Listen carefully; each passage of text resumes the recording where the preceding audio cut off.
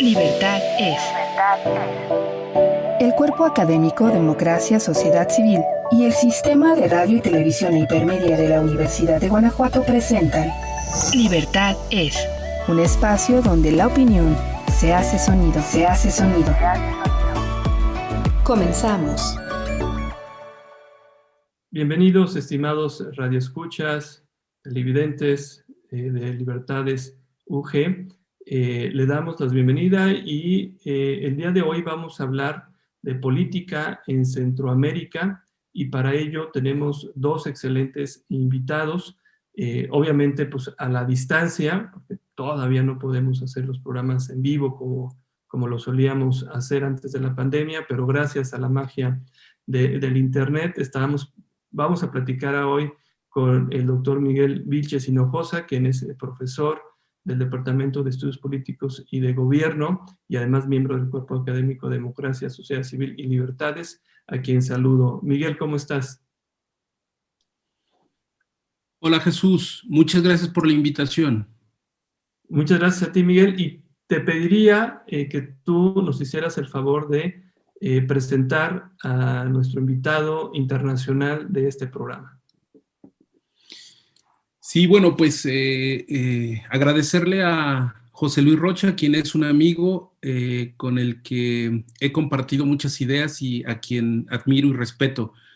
José Luis Rocha Gómez es doctor en Sociología por la Philipps University de Marburg, es investigador de la Universidad Rafael Landívar y de la Universidad Centroamericana de José Simeón Cañas. También es investigador asociado de la Universidad de Manchester en el Brooks World Poverty Institute y colaborador de diferentes revistas como es la revista Envío y el Anuario de Estudios Centroamericanos de la Universidad de Costa Rica. José Luis ha investigado vastamente las dinámicas y los procesos sociales y políticos de Centroamérica. Se ha especializado en investigaciones sobre violencia, migración y coyuntura política. Fue fundador en el 2004 del Servicio Jesuita para Migrantes de Centroamérica y es también un estudioso de la filosofía y de la teología. Él ha escrito pues un centenar de artículos y diferentes libros. Su último libro se llama El debate sobre la justicia maya, encuentros y desencuentros del pluralismo jurídico en la Guatemala del siglo XXI. José Luis, bienvenido. Muchas gracias por hacer el esfuerzo de estar con nosotros desde Nicaragua. Muchas gracias, Miguel. Es un gustazo, realmente. Más que un esfuerzo, es un gustazo. En primer lugar, verte de nuevo otra vez después de tanto tiempo, aunque sea de esta forma, y estar aquí con la audiencia de este programa. Muchas gracias, José Luis. Y bueno, la invitación del día de hoy, el tema es dar un overview, un vistazo a lo que ocurre en Centroamérica. En México casi siempre estamos viendo hacia el norte, hacia los Estados Unidos o Europa, pero no volteamos a ver qué pasa en otras latitudes que tenemos cerca de nosotros y que la problemática nos debería también de preocupar y de interesar. Que esa es la idea la idea de hoy. ¿Cuál es el panorama actual de la política en Centroamérica?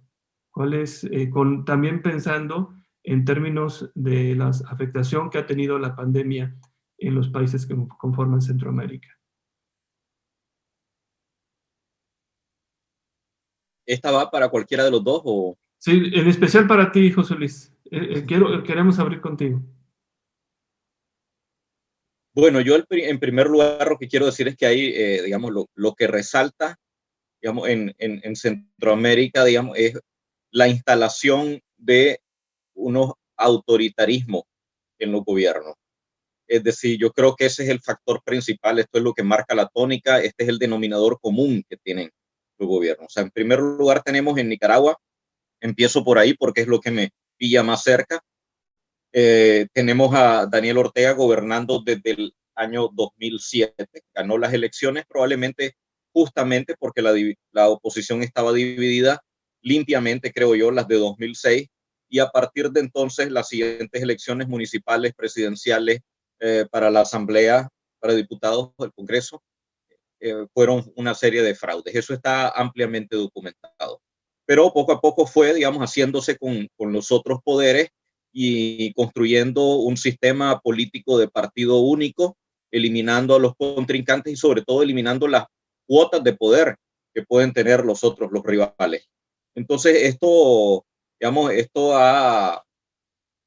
provocó un estallido en el 2018 con ocasión de unas reformas de la seguridad social, pero como digo, solo fue con ocasión de esta reforma.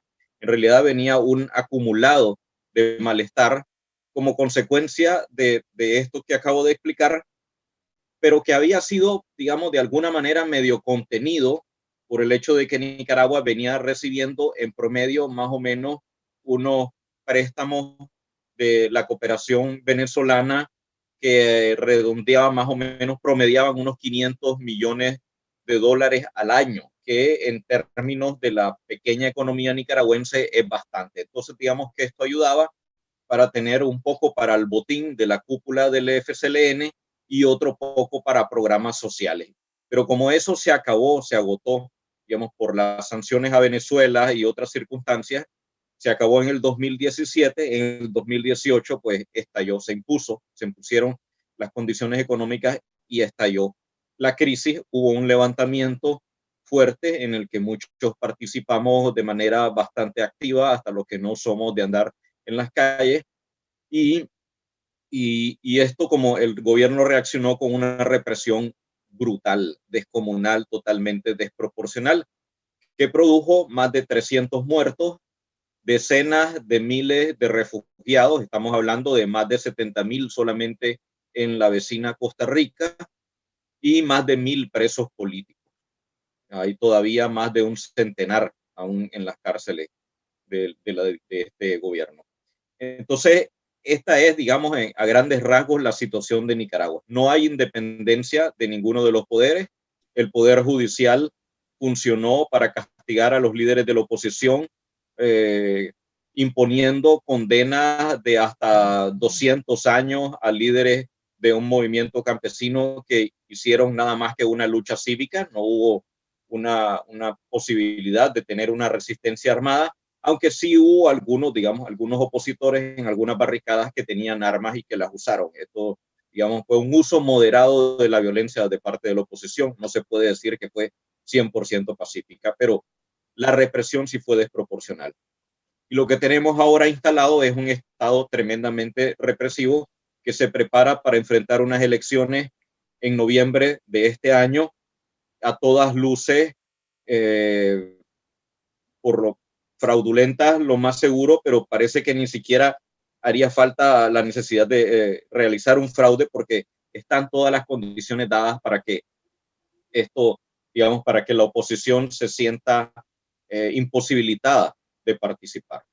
Bueno, esto es por lo que toca a Nicaragua. En el caso de Honduras, es el otro, el que más se parece más al de Nicaragua por dos razones. Una, porque, bueno, inconstitucionalmente también, igual que en el caso de Nicaragua, el presidente Juan Orlando Hernández se reeligió para el último periodo que culmina ahora, y precisamente también este año va a haber elecciones presidenciales en Honduras y se va a definir esa situación.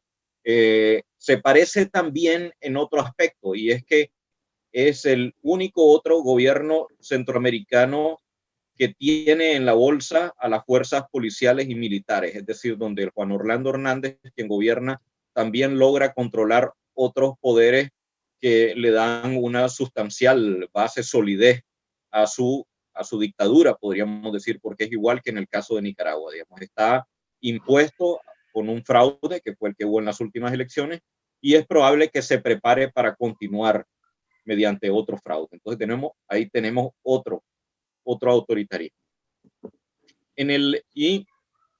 Tengo que añadir esto, que ya se me quedaba ahí, por cierto, que el hermano de Juan Orlando Hernández fue condenado por narcotráfico en una corte de los Estados Unidos. Y digamos, la condena y la información que hay alrededor de ese caso amenaza con embarrarlo seriamente a él también, digamos, para montarle un caso ya formalmente pues, en una corte.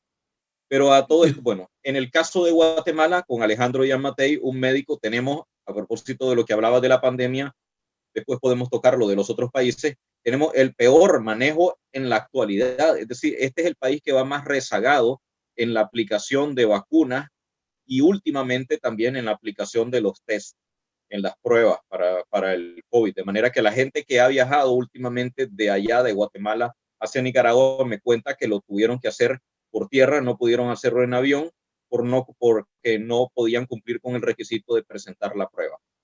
Pero para lo que nos importa y más sustancial es que Alejandro Giammattei representa el continuismo de la alianza entre la oligarquía tradicional guatemalteca y el ejército también.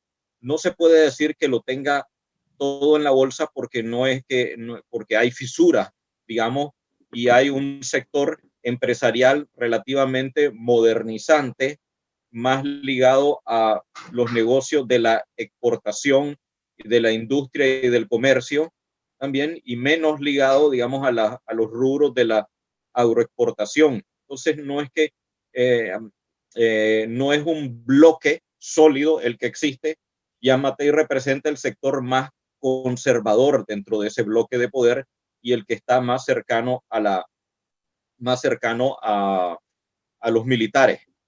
Subió al poder en unas elecciones limpias. Esto marca una diferencia con respecto a los demás y de momento no ha habido pues ninguna reelección ni tiene su gobierno un carácter inconstitucional como ocurre con los de Nicaragua y Honduras. Ahí tenemos pues una situación distinta, pero se parece en el sentido de que va desmontando todos los avances que se hicieron a lo largo de más de una década en la lucha contra la corrupción. Esos avances llevaron a meter al presidente Otto Pérez Molina a la cárcel y también a su vicepresidente por actos de corrupción.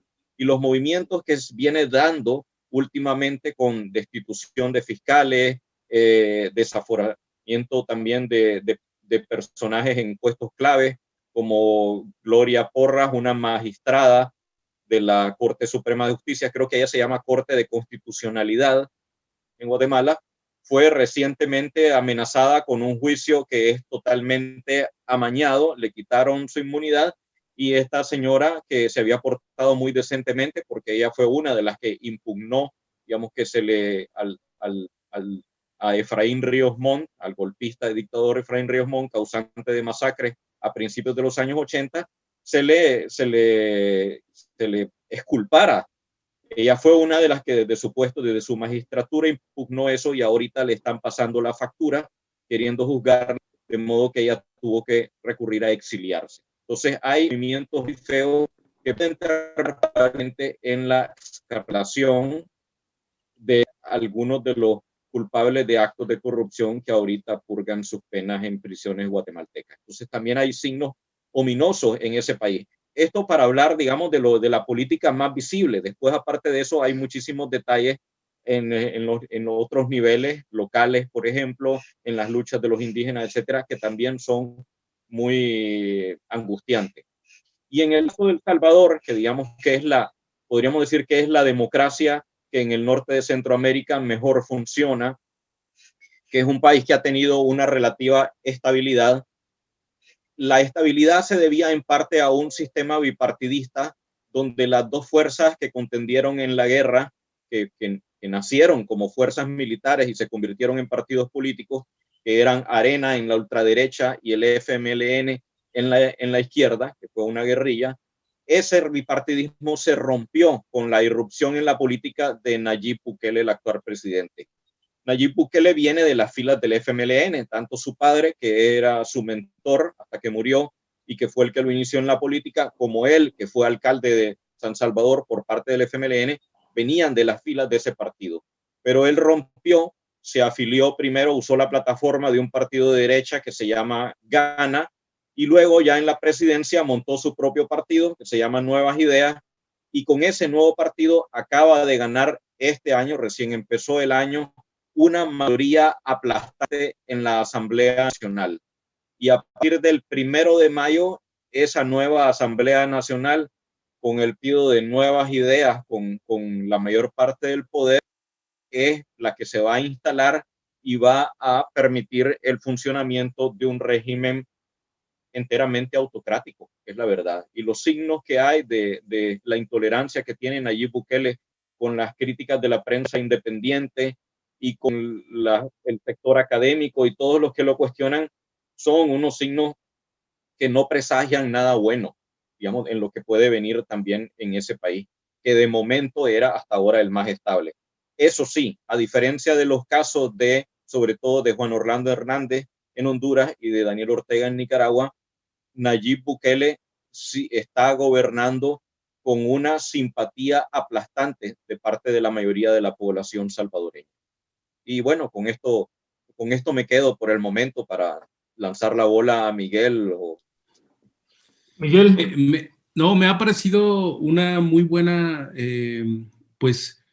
panorama, una muy buena descripción del panorama de Centroamérica.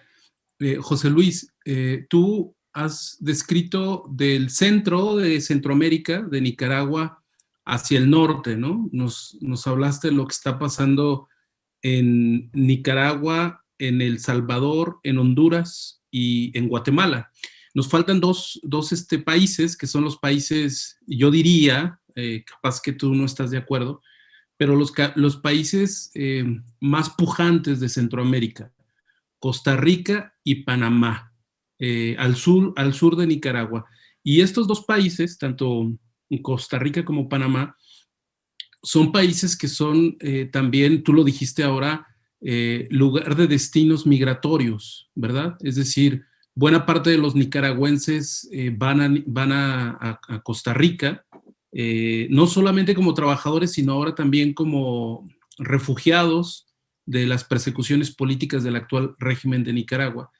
Pero Panamá se ha convertido también en un país atractor de migrantes por esta economía dolarizada y por estas condiciones de explotación que tienen para construcción principalmente. ¿Qué nos puedes decir de Costa Rica y de Panamá? ¿Son más avesados democráticamente en estas condiciones que nos has narrado de Centroamérica?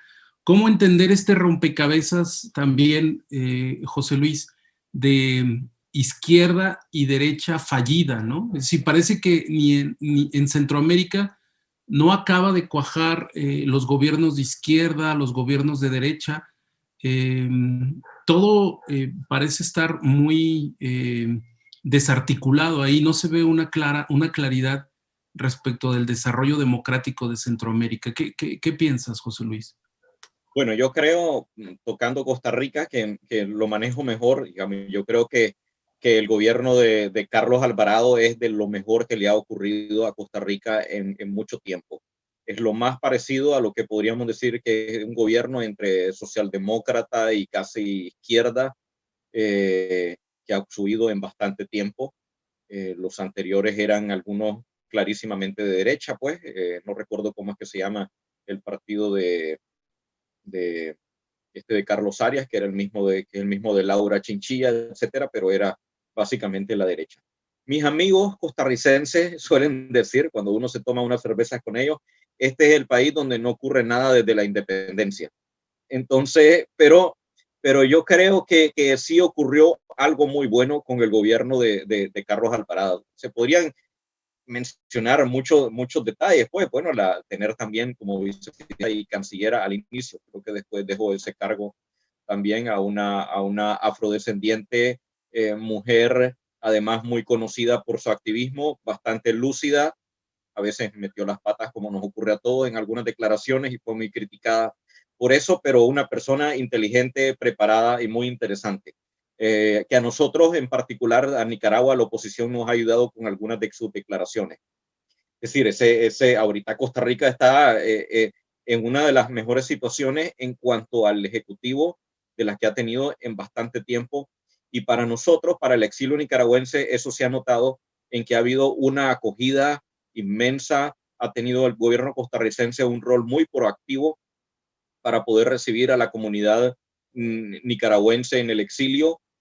Implementó una serie de medidas que agilizaron los procesos de aplicación al refugio, y por lo menos aunque digamos el proceso en eso, los ticos tienen una burocracia muy rigurosa, entonces no se pueden saltar, ellos mismos no se permiten saltarse las trancas y evitar todo, pero lo que sí hicieron fue emitir documentos que rápidamente dejaran ver que las personas que los portaban eran aplicantes a la condición de refugiado, aunque no se les hubiera concedido de una vez. Este gobierno ha enfrentado una cierta inestabilidad porque, digamos, hay unas condiciones macroeconómicas a las que no escapan incluso las mejores administraciones, y sí enfrentó una serie de estallidos y hubo unos huelgas y movimientos en algún momento pasado de su periodo. Pero básicamente todo este tema de la pandemia, en mi opinión, es de los gobiernos que mejor lo manejó y consiguió al mismo tiempo un balance de buena situación económica y de no parar totalmente la economía y de tomar una serie de medidas restrictivas. Entonces yo sí tengo una apreciación buenísima, y tal vez no lo había mencionado antes por mi tendencia a mencionar lo negativo y también lo que tenía un denominador común. Aquí Costa Rica, como casi siempre, se desmarca, es decir, podría haber estado el gobierno de Laura Chinchilla, podría haber estado cualquiera de los anteriores, y también decirlo de que la situación costarricense hubiera sido muy distinta y mucho mejor que la del resto de países centroamericanos. Pero sí es esperanzador que tenga un gobierno de este tipo. Eso sí, Costa Rica venía de una crisis económica muy, muy fuerte, entonces eso no se logra revertir automáticamente tan rápidamente.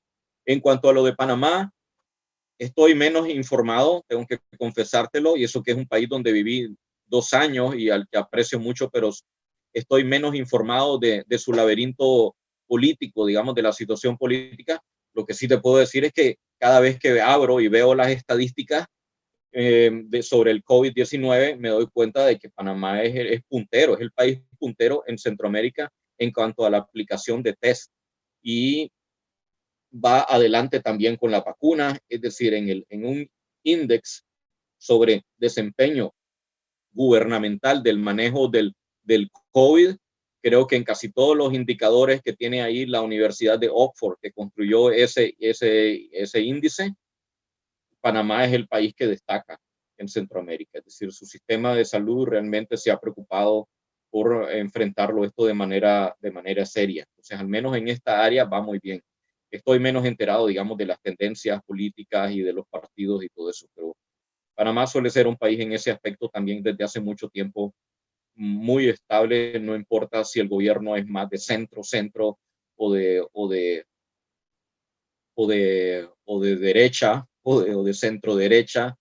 Gobiernos de izquierda nunca los ha tenido, aunque el gobierno de Omar Torrijos y la dictadura de Noriega tenían, digamos, algún barniz que lo acercaba a parecer de izquierda, o así se quería vender en ciertos ámbitos, pero Panamá no ha tenido nada de eso, digamos, de ese espectro político.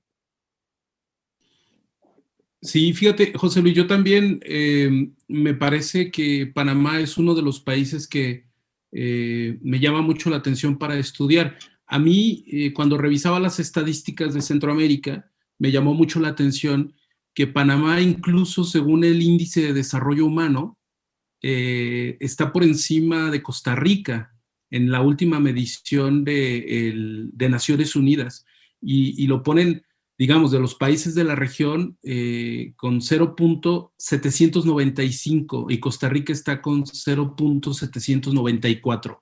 Y esto me llamó la atención porque en el imaginario tenemos que Costa Rica es el mejor país de Centroamérica, al menos en el Índice de Desarrollo Humano, y en estos indicadores que tú también estás comentando, llama la atención esta pujanza de Panamá.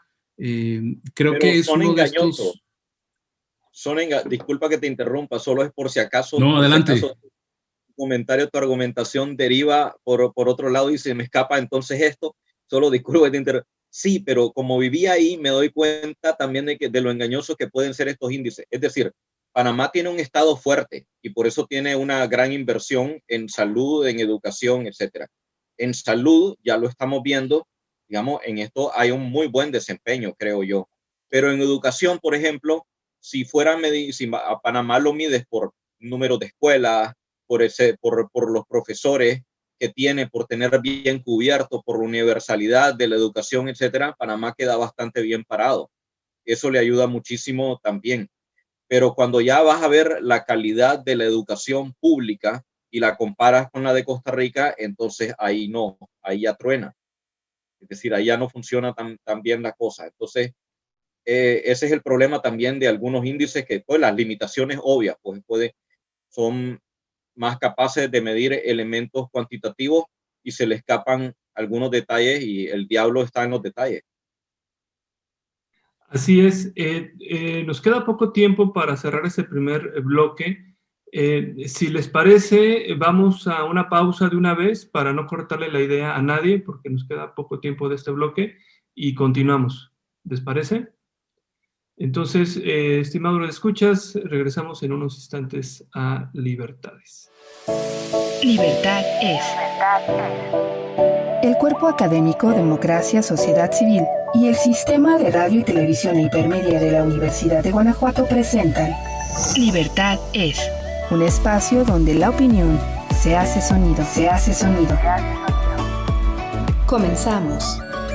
Estamos de regreso en Libertades. Les recordamos que nos pueden seguir en las redes sociales, tanto en Twitter como en Facebook. Nos pueden encontrar como Libertades UG. Y continuamos hablando con José Luis Rocha, que nos acompaña desde Nicaragua, y también con el doctor Miguel Vilches Hinojosa, quien es colega del Departamento de Estudios Políticos y del Cuerpo Académico Democracia, Sociedad Civil y Libertades. Miguel, si tú gustas continuar con la charla sobre los planteamientos que hay que hacer sobre lo que hay en Centroamérica, de lo que tendríamos que estar tomando nota. Sí, muchas gracias, Jesús. Yo comentaba con José Luis la importancia de pensar las condiciones de Centroamérica en términos también de lo que afecta a México y particularmente de grupos muy vulnerables. Sabemos que el crecimiento de un fenómeno como es los niños y las niñas migrantes ha llamado mucho la atención de los medios de comunicación. Y a veces se desconoce pues las condiciones que obligan a que niños y niñas y familias enteras tengan que salir de Centroamérica.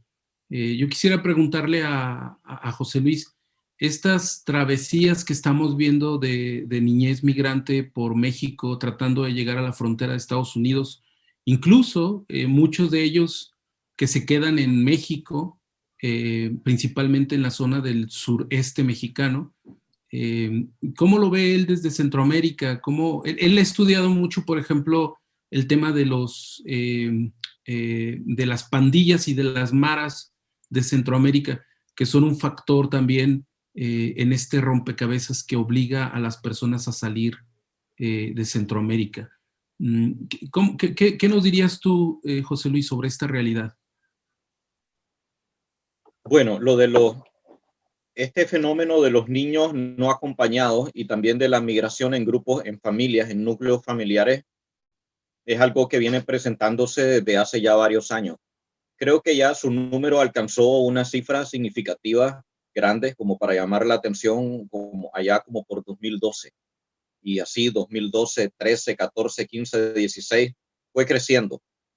Yo no estoy muy seguro ahorita, no tengo en mente exactamente las estadísticas, si siguió así en una línea ascendente todo el tiempo, pero eso sí, durante el gobierno de Trump, en parte por sus amenazas y en parte por ciertas políticas que aplicó, esto disminuyó un poco, pero no disminuyó tanto, no disminuyó tantísimo. Lo que realmente obró como si fuera la política migratoria más restrictiva fue la pandemia, el COVID. Es decir, el año pasado sí se desplomó, digamos, esta migración de niñez no acompañada y de núcleos familiares.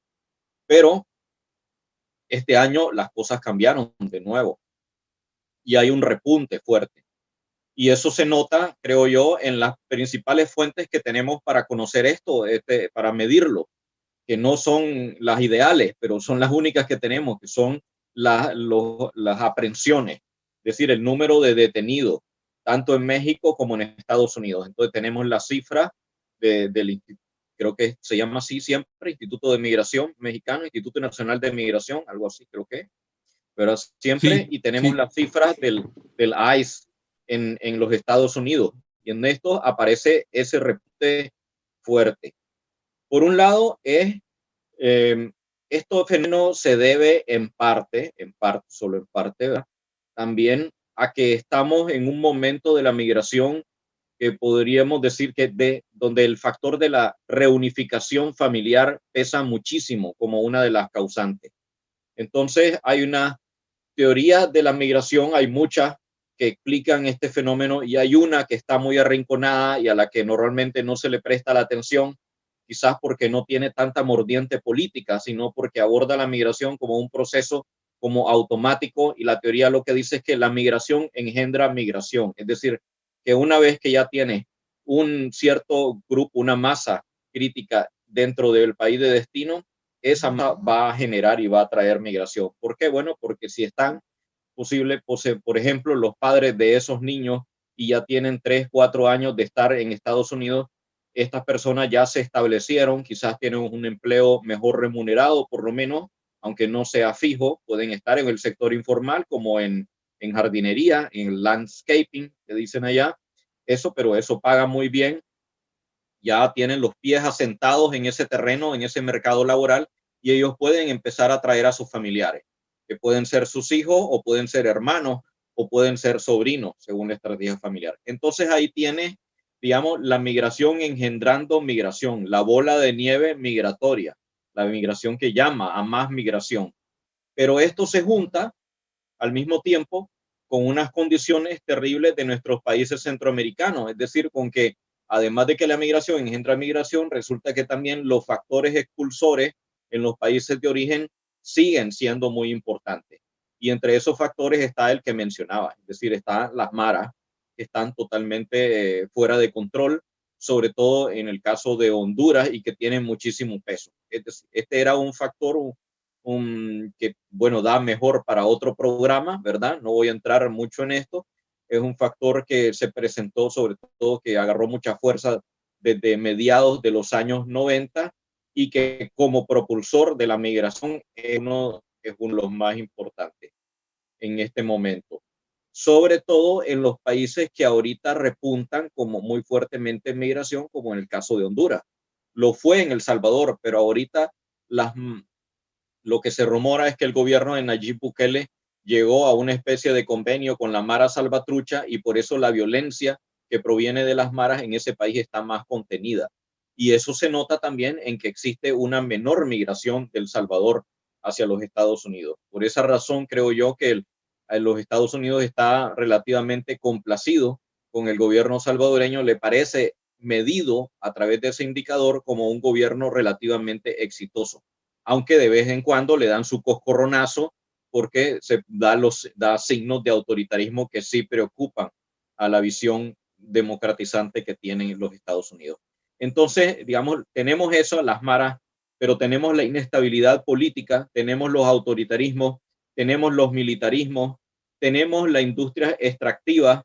En el caso de Honduras, que es de los mayores emisores, y se debe notar en las cifras que tienen el Instituto Nacional de Migración en México, de los detenidos, en el caso de Honduras pesa mucho también que el ejército a veces actúa al servicio de estas industrias extractivas, actúa al servicio también de los proyectos gigantescos de energía hidroeléctrica y de otros macroproyectos de la minería, etcétera, y entonces a los activistas o los asesinan o los meten presos. El Poder Judicial también mete baza en el asunto y actúa de forma represiva. Es decir, este estado de Juan Orlando Hernández en Honduras se sostiene en gran parte también porque esos intereses transnacionales están aliados con grupos militares y paramilitares que son los que tiene Juan Orlando Hernández bajo control, o los que llevaron más bien a Juan Orlando Hernández al poder, como Juan Orlando es solo la punta de ese iceberg. Entonces ahí tiene esos factores actuando, expulsando, reprimiendo a la población. Aparte de eso, hay un fenómeno que en Honduras es el país puntero, pero no es el único en Centroamérica, pero hay un fenómeno de acaparamiento de tierra. Está también activo en Nicaragua, entonces hay colonos que son la punta de lanza inicial que entran a las zonas indígenas y se van apropiando de terrenos que a veces incluso están protegidos bajo la legislación de la protección forestal, son reservas, a veces reservas biológicas o forestales que están protegidas por la legislación, pero no importa, pues una vez que se meten, se reforma la legislación, se hacen excepciones, etcétera. Se meten, asesinan a los líderes indígenas, asesinan a los activistas ecologistas, etcétera, se van apropiando de tierra y detrás de ellos entran las compañías transnacionales después a comprarle a esos colonos que entraron. Este es un fenómeno recurrente, pero es un fenómeno que expulsa población. Primero genera desplazamientos internos y después genera una migración internacional. Entonces, eso es lo que tenemos. Yo creo que el gobierno de los Estados Unidos está bastante claro de que estas dinámicas existen y por lo menos a los escritorios de los agentes del Departamento de Estado que tienen que ver en este asunto llega abundante información en este sentido. Decía esto de llegan a los escritorios de los del Departamento de Estado para que se vea que cualquiera que sea la política que el gobierno de Estados Unidos implemente en este sentido, tiene que ver, yo creo, con unas formas de asumir el problema que son de mediano y largo plazo y que no dependen de una administración o de otra. Es decir, lo que quiero decir es, sea Trump, sea Biden, sea Clinton, hay algunos elementos de la política migratoria que no cambian demasiado. Existen otros elementos que sí cambian y que a veces hacen alguna diferencia, a veces no tanta. Es decir, la administración Obama aplicó un plan de ayuda fuerte, económica, que tenía como uno de sus objetivos frenar la migración centroamericana. Y entonces hubo millones volcados a distintas áreas en los gobiernos centroamericanos, y los que más recibían precisamente no era Nicaragua, que era el más pobre, sino los que emitían mayor cantidad de migración hacia Estados Unidos, Honduras, Guatemala y El Salvador. Ahí es donde se ve cuál era el objetivo que pesaba más. Ese programa fue suspendido, fue eliminado, toda esa ayuda por el gobierno de Trump. Ahí sí cambió, ahí hubo un factor que en el corto plazo logró introducir un giro. Biden ha hablado de que quiere tomar esa política. Yo creo que de momento que se lo avisora es que Biden pueda reactivar o implementar un plan parecido al que hubo cuando Obama, de fuerte cooperación internacional para introducir dinero en ciertas áreas. Pero mira, y esto quiero aclarar, normalmente en estos programas quien se lleva la tajada del león son las clases medias que están como burócratas en la ejecución de estos programas, y muy poco es lo que llega, unos goteos a las zonas del problema. Pero además, como mencionaba antes, los problemas se deben a estos factores y no hay un solo dólar que llegue para poder frenar los lazos entre transnacionales y grupos militares y paramilitares. Entonces, ¿cómo vas a solucionar eso? José Luis, de lo que dices me llama mucho la atención estos elementos constantes que siguen de la política de Estados Unidos en Centroamérica, ¿verdad? Y de la política migratoria. Sin embargo, el discurso que tenía Donald Trump sobre los apoyos y las ayudas a Centroamérica sí implicó una ruptura con esto que se había venido dando con Obama. Por ejemplo, hacer programas de desarrollo en Centroamérica, fortalecer institucionalmente a los estados de Centroamérica, que al final de cuentas no terminan por cuajar estos proyectos que son exógenos, ¿verdad? Que vienen dados desde Washington.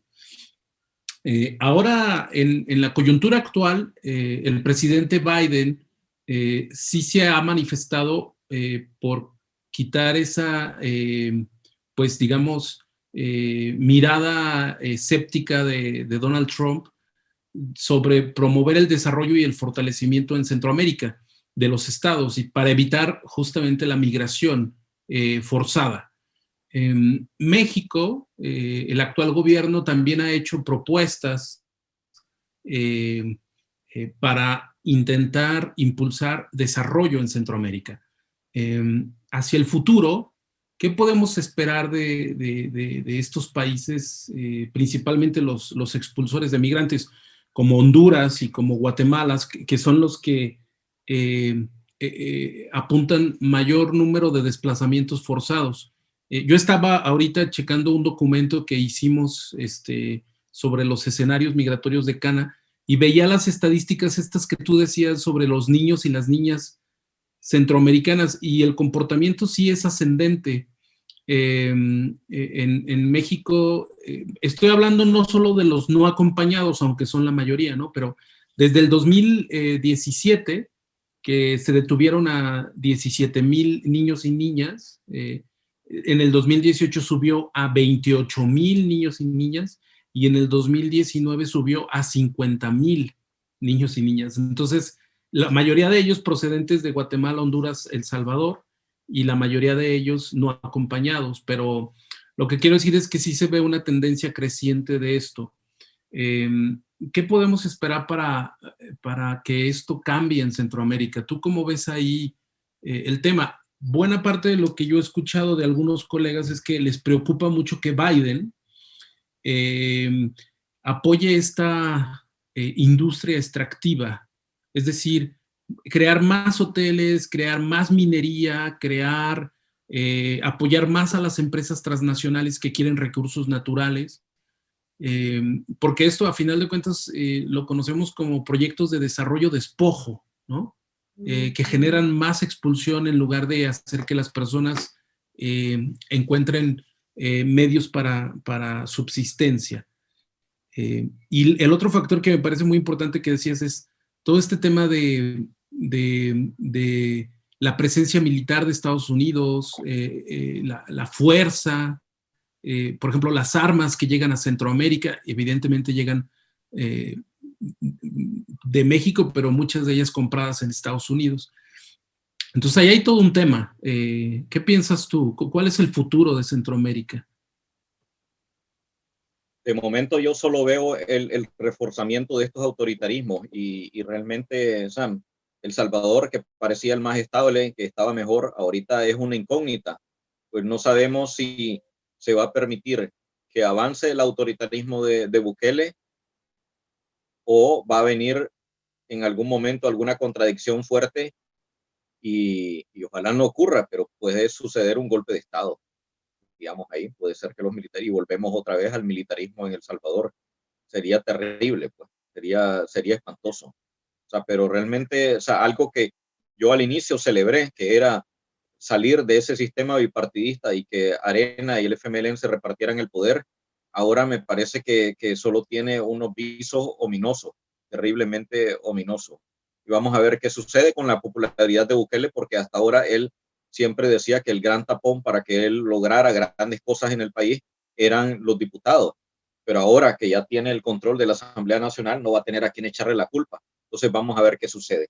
Pero lo más importante que quería decir de esto, bueno, aparte de esto, de que yo veo solo señales ominosas en esto, es que de las inversiones que los Estados Unidos han tenido en Centroamérica, a mí me parece que una de las más interesantes, aunque cuestionable desde el punto de vista de ser un intervencionismo fuerte, fue la creación de la Comisión Internacional contra la Impunidad de Guatemala, la CICIG. No es una creación solamente estadounidense, fue una creación con Naciones Unidas, pues, digamos, pero ahí estaba Estados Unidos clarísimamente. Esta comisión fue la que logró un fortalecimiento del poder fiscal y judicial en Guatemala, y logró el encarcelamiento de algunos agentes importantes de la corrupción, que son agentes de inestabilidad, que son los operarios de las fuerzas, de los poderes ocultos. Digamos, yo creo que ese tipo de intervenciones fueron de las que ayudaron. Lo que pasa es que eso no tenía una raigambre en el sistema político y no pudo sostenerse. Y al final, digamos, se las arreglaron para presionar, amenazar, repudiar, etcétera, a las distintas personas que presidieron esa comisión, sobre todo al último, pues, que era Carlos Castresana. Me parece que eso, digamos, eso fue lo que hizo que se terminara prácticamente anulando, neutralizando esa fuerza.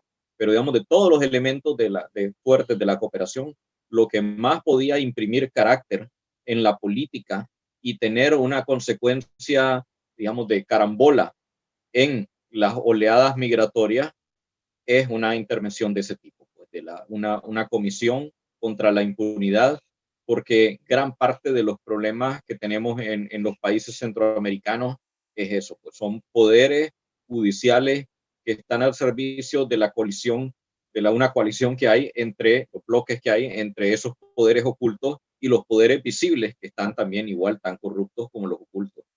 Digamos, yo creo que por ahí es donde puede venir una ayuda que fuera sustancial de parte de los Estados Unidos. El resto, digamos que es gran parte de lo que hizo, por ejemplo, USAID en Guatemala, repartir latas de aceite, jabones, dar instructivos sobre el control de natalidad también, algo pues súper cuestionable, monitorear la natalidad entre los indígenas con unas encuestas realmente espantosas, invasivas, ofensivas, donde querían que las mujeres indígenas les dijeran incluso si eran fieles a su marido, cuántas veces tenían el coito semanalmente, si lo hacían con condones o no.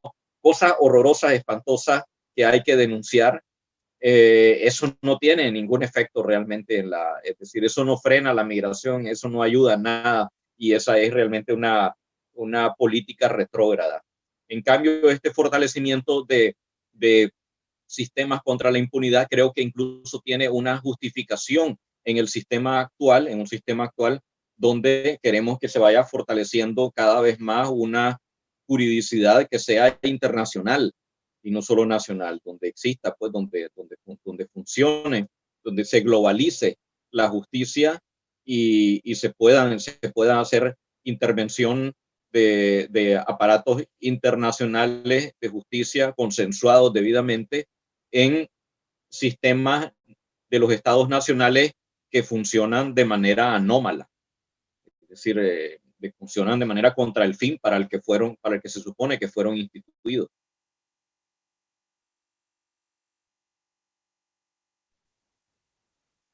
Estamos en la recta final del programa, nos quedan aproximadamente unos 5 minutos. José Luis, te agradezco mucho la participación el día de hoy, muy revelador, muchas cosas que nos mencionan sobre la situación política, democrática en todos los países de Centroamérica, realidades contrastantes, riesgos como los que tú señalas de regresiones aún más a autoritarismos, ¿no?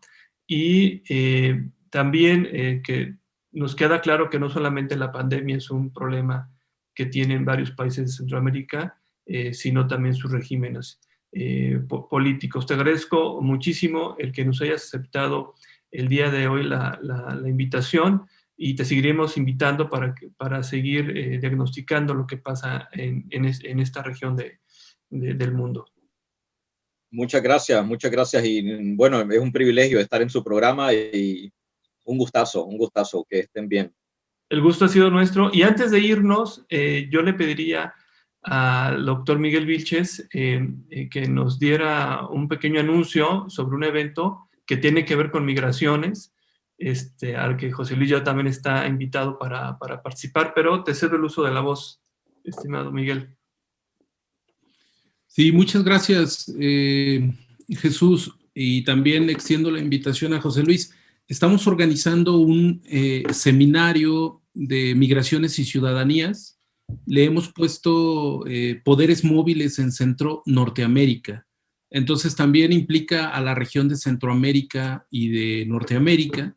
Es un seminario abierto en el que estamos llamando a personas que realicen investigación o que tengan actividades en torno a las migraciones y la ciudadanía, a presentar ponencias para ser aceptadas en el seminario que se va a llevar a cabo de manera virtual del 14 de junio al 6 de julio de 2021.